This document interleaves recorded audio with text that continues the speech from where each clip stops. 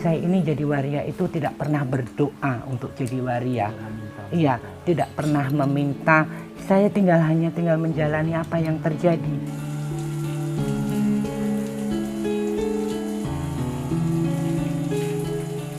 Kalau kita bilang Allah hanya menciptakan laki-laki dan perempuan, itu justru membatasi kekuasaan Allah dalam penciptaannya.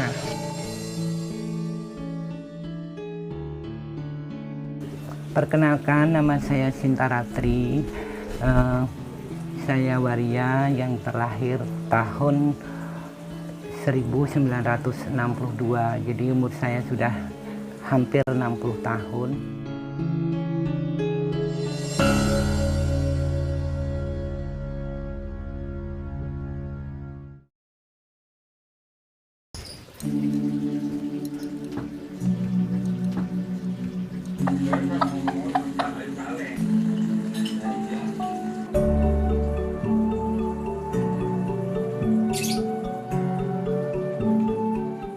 Nama lahir saya Tri Santoso Nugroho.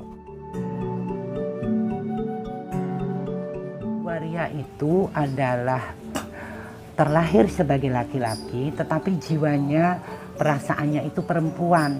Jadi saya ini menjalani hidup sebagai anak perempuan dari kecil, dari sebelum TK. Saya ini mainnya juga main boneka, main pasar-pasaran itu sebelum saya masuk TK. Kemudian kalau sekarang ini saya pikir-pikir, mungkin kelahiran waria ini, tangis bayinya itu tangis bayi perempuan. Itu kalau bisa terdeteksi. Jadi saya mengekspresikan keperempuanan saya itu walaupun saya ini terlahir sebagai laki-laki. Kalau sebetulnya Jawa sendiri juga punya istilah namanya wandu. Wandu itu dari wanita dudu. Jadi bukan perempuan gitu.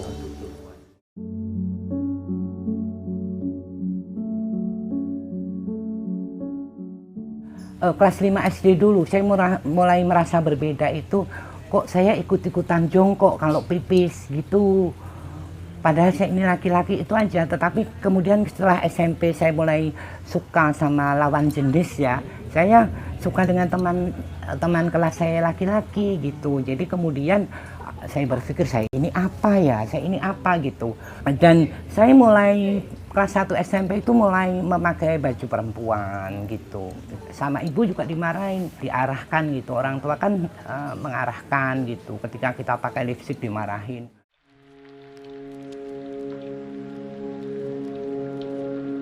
Kalau masalah bullying di sekolah itu hanya yang saya terima itu hanya ketika ada ajaran baru.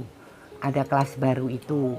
Saya kelas 2 ada kelas baru yang masuk, nanti ada bisik-bisik, ada oh itu bukan perempuan, itu gini-gini. Dan itu setelah saya menyadari itu, saya lalu pasang mental untuk menghadapi, karena saya yakin itu nanti sebulan 2 bulan sudah hilang. Saya anggap itu adalah reaksi orang yang melihat saya berbeda. Saya kemudian membangun hati itu dengan banyak legowo. Kalau dikatakan, hei banci-banci, itu saya nggak ngurusin, nggak melabrak orang itu, tidak menggubris lah artinya.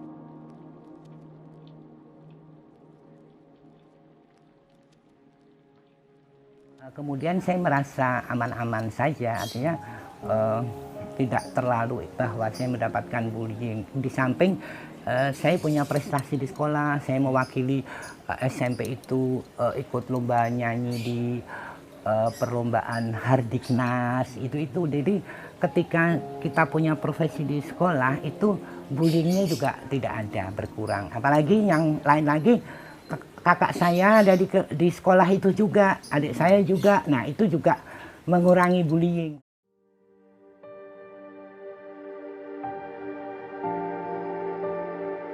Saya menjalani profesi sebagai pengrajin. Saya pengusaha kerajinan perak yang sudah saya rintis sejak saya kelas 2 SMA. Ya, karena kami ini keluarga pedagang, keluarga pengusaha gitu. Kebetulan di Kota Gede ini adalah desa kerajinan. Nah, naluri bisnis saya yang saya terima dari bapak dan ibu saya itu membuat saya terdorong dari SMA kelas 2 saya sudah menitipkan barang-barang dagangan ke Mirota, ke Gardena, kemudian saya ke Semarang juga. Jadi karena itu sistemnya konsinyasi, jadi saya hanya 1 bulan sekali datang, jadi nggak mengganggu aktivitas belajar saya.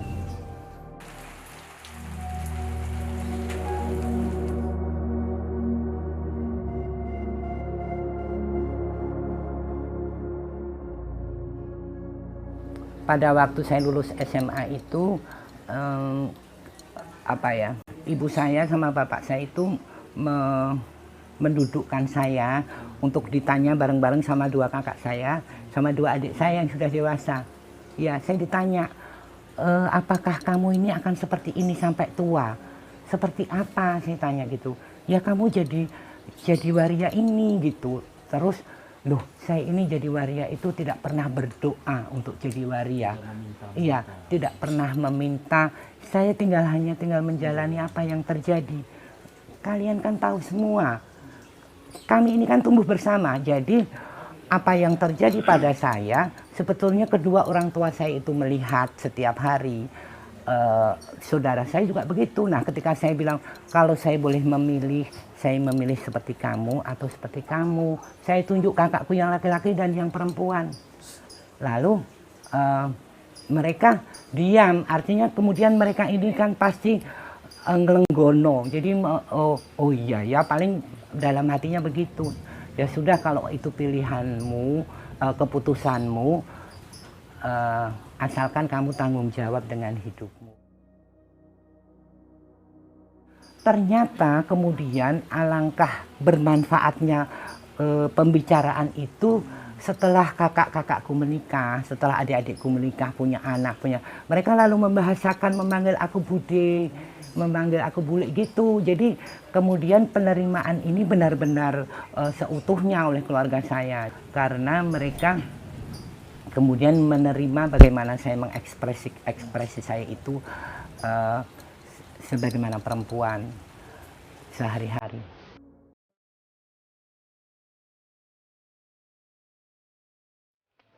Tahun 2000 saya mendirikan Sanggar Seni dan Budaya Waria Yogyakarta, karena saya melihat kawan-kawan ini punya hobi kesenian, punya talenta yang baik tentang ketoprak, lalu kita kemudian membentuk paduan suara. Nah, di tempat ini sebelum kami sebagai pondok pesantren, ruang ini untuk kita melakukan latihan kesenian, baik itu ketoprak, latihan kur, menari, dan orjen tunggal itu.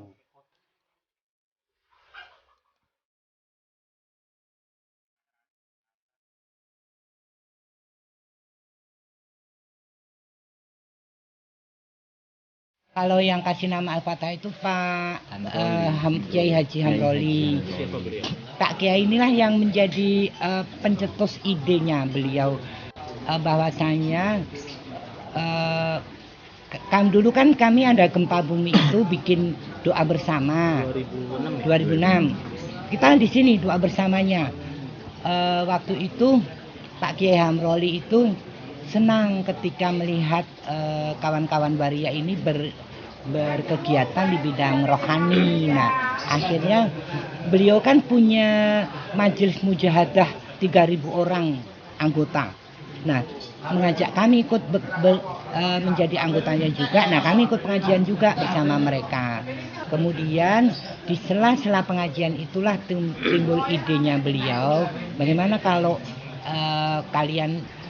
kita bikinkan pondok pesantren khusus waria, supaya nggak cuma dengerin taujiah saya saja, tapi bisa sholat jamaah bersama, bisa belajar agama, bisa berdiskusi tentang penerimaan Islam itu seperti apa gitu. Allahu Akbar, Allahu Akbar. La ilaha illallah. Allahu Akbar.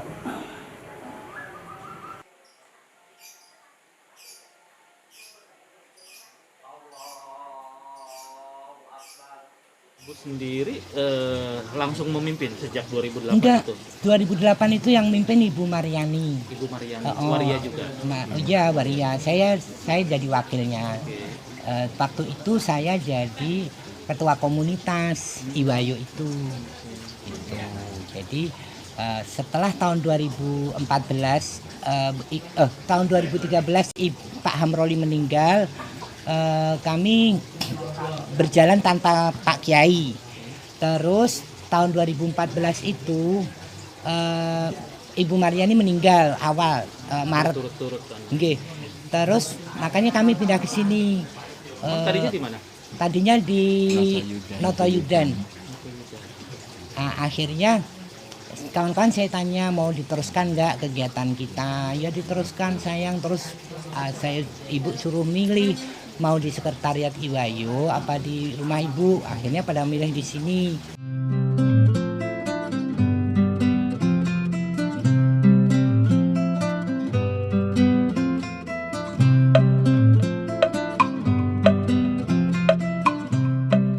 Waria itu memilih namanya sendiri berdasarkan kemiripan nama asli, kadang-kadang menurut nama artis terkenal. Kayak dia ini Yunisara. Kan ketika mulai berdamai dengan diri saya itu kan suka nyanyi-nyanyi gitu, terus ada salah satu temen, kita kasih nama Yunisara aja ya, akhirnya melekat sampai sekarang.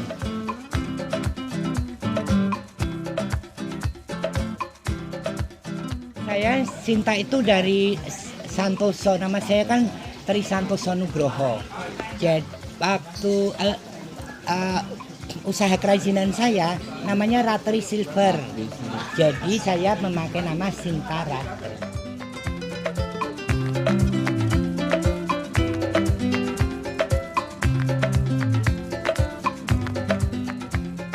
Kamu gimana milih Sinta Yola itu? Oh, kalau aku itu pertamanya dengan nama Sinta itu saya terobsesi dengan saya punya teman waria di Aceh cantik namanya Sinta. Jadi saya terobsesi dengan namanya. Dan itu karena di sini ada nama Bu Sinta, hanya teman-teman nambahin jadi Sinta Yola gitu. Jadi biar tidak sama. Karena Sintanya di sini 4 yo. Ya, Ada Sinta Noi, Sinta Solo Tigo, Sinta Ratri, Sinta Yola. Nggak ketuker ya?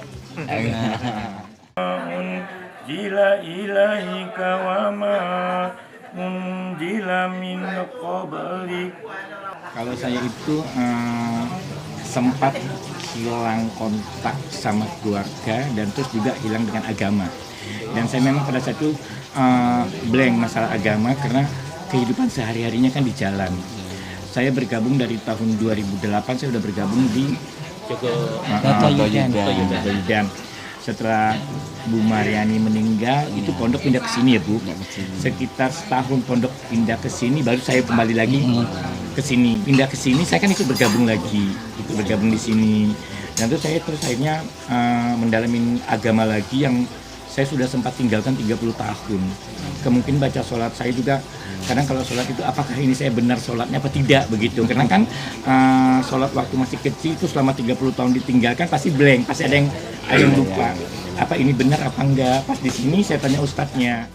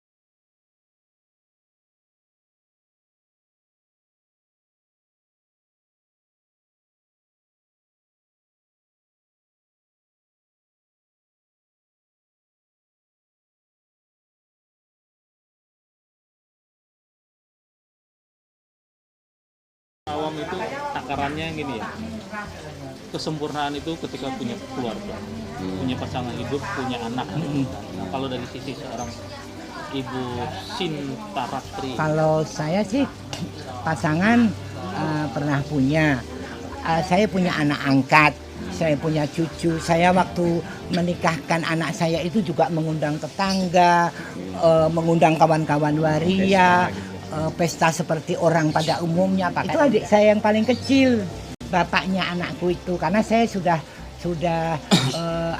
pisah dengan pasangan saya.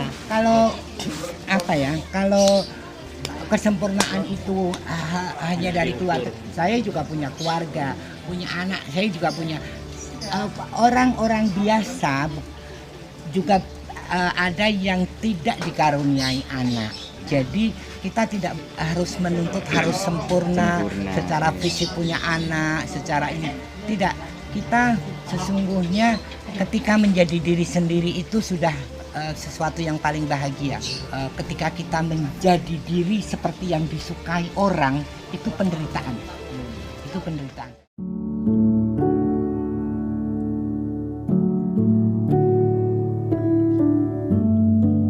Jadi ketika tanggal 19 Februari tahun 2016, pondok ini didatangin Front Jihad Islam.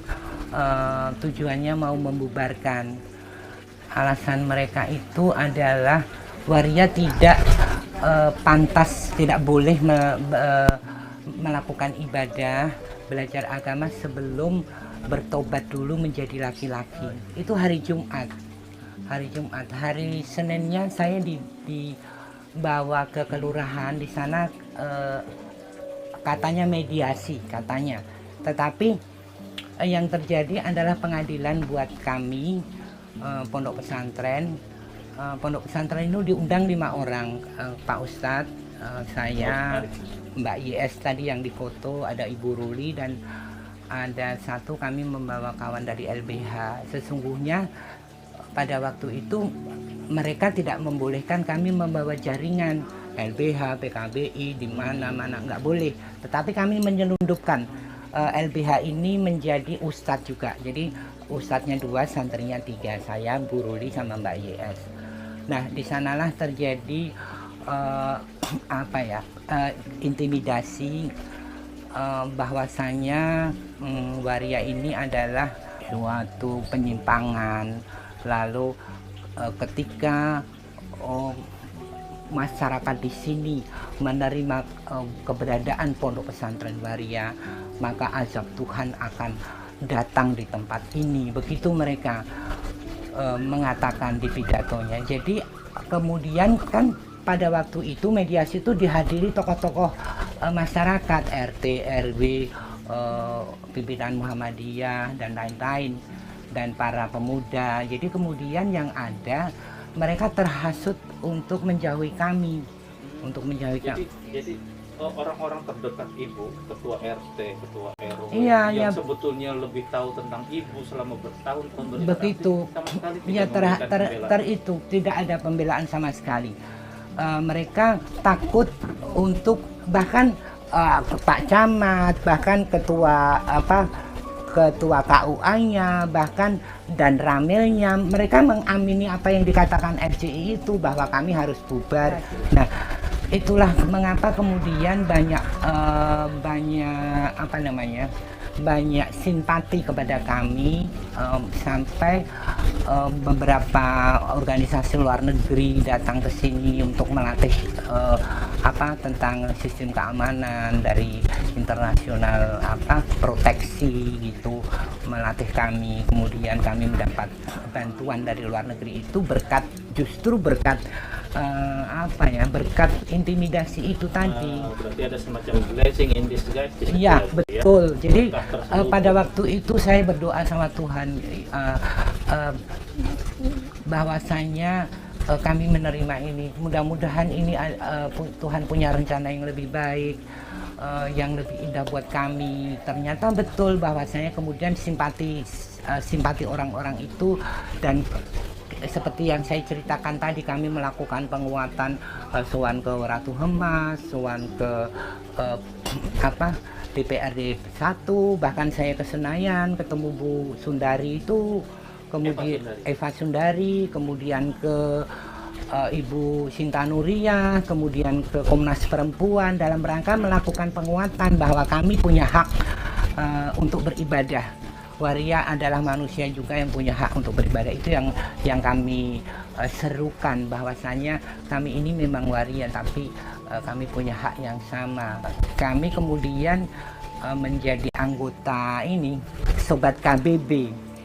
Sobat KBB yang diinisiasi oleh ANPTI dan LBH itu untuk menolong, untuk mengadvokasi orang-orang. Kami adalah korban kebebasan beragama. Ya. Dan Sobat KBB itu nasional karena korban kebebasan beragama ini ternyata ada di mana-mana. Ya, ada di Jawa Barat, ada di Jogja, ada di Sumatera. Ya. Itu kemudian kami terkoneksi dengan advokasi yang sama. Bu, aksi intimidasi itu hanya terjadi pada 2016 saja. Setelah itu nggak muncul lagi? Setelah itu nggak ada. Pernah? Nggak ada, belum.